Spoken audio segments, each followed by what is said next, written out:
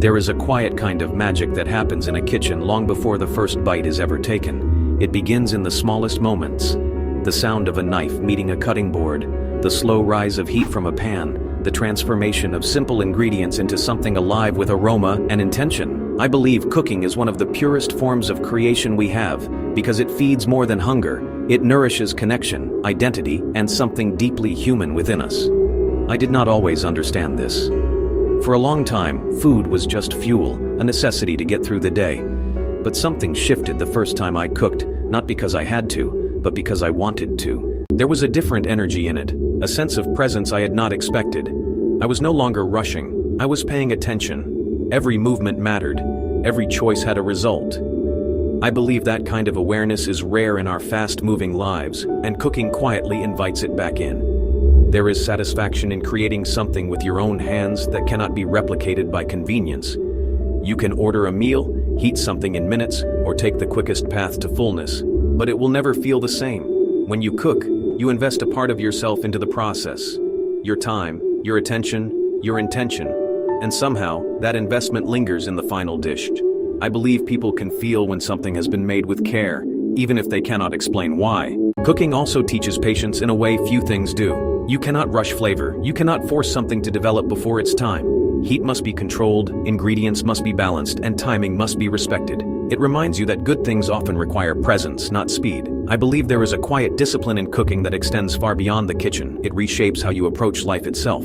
But the satisfaction does not stop with you. There is something profoundly fulfilling about watching someone take that first bite of something you created. There is a pause, a reaction, a moment where they experience what you made, and in that moment, you are connected.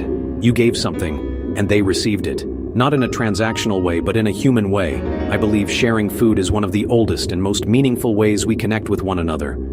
It is not about perfection. In fact, some of the most memorable meals are imperfect, slightly overcooked, unevenly seasoned, but filled with effort and intention. Cooking allows you to show up as you are, to create without needing flawless execution. And that freedom is powerful. I believe the willingness to create, even imperfectly, is what makes the experience so satisfying. There is also a deep sense of pride that comes with improvement. The first time you cook something, it may be uncertain, even frustrating. But each attempt builds confidence. You begin to understand flavors, textures, timing. What once felt complicated becomes intuitive.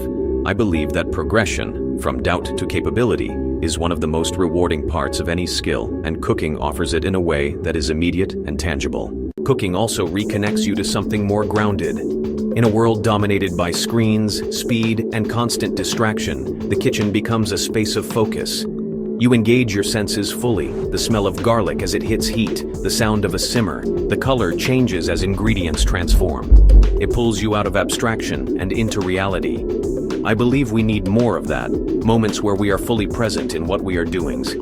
There is a generosity in cooking that goes beyond the act itself.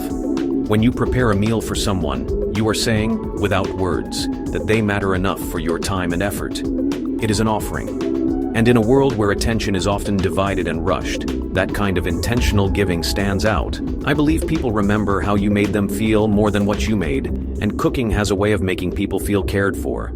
At the same time, cooking for yourself carries its own kind of importance. It is an act of self-respect. It is choosing nourishment over neglect, intention over convenience. When you cook for yourself, you are not just feeding your body, you are acknowledging your own worth.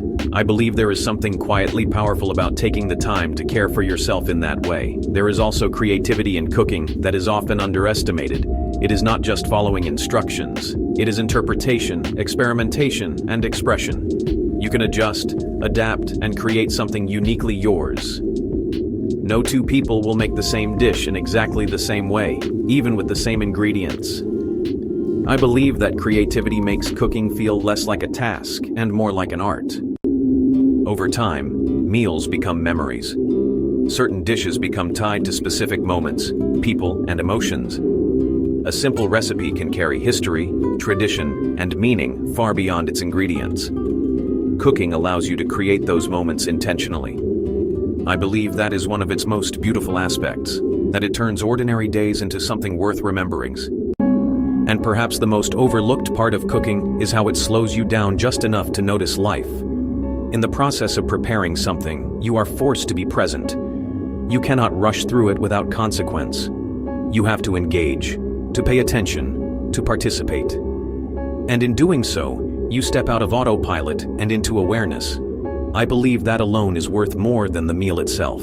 The satisfaction cooking creates is layered. It is in the process, in the creation, in the sharing, and in the experience. It is both personal and communal, both practical and emotional. It feeds your body, but it also feeds your sense of purpose, connection, and presence. I believe that in a world constantly pushing us towards speed and convenience, cooking is a quiet rebellion. It is a choice to slow down, to create, to care, and to connect. And in that choice there is a kind of fulfillment that nothing prepackaged or outsourced can ever truly replace.